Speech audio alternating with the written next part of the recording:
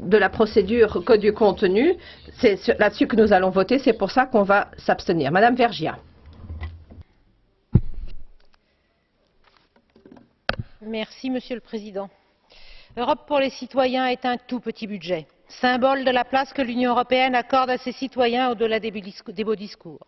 169 millions d'euros pour 7 ans, soit 20 millions d'euros annuels, 0,17% du budget de l'UE, à rapprocher des 2 petits millions de l'année européenne des citoyens.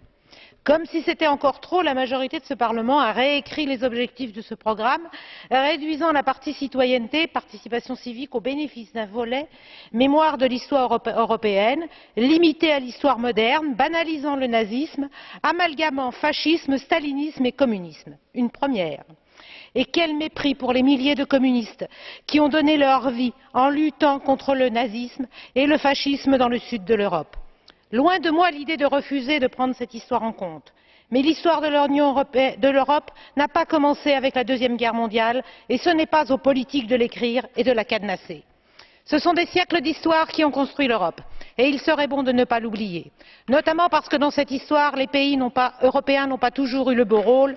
Je pense notamment au colonialisme et à la traite négrière. Merci beaucoup, Madame Vergiat. Monsieur Scurria, 1 minute et demie. Merci, Monsieur le Président. Je ne sais pas combien de fois dans l'histoire de ce Parlement ou des parlements nationaux qu'un Parlement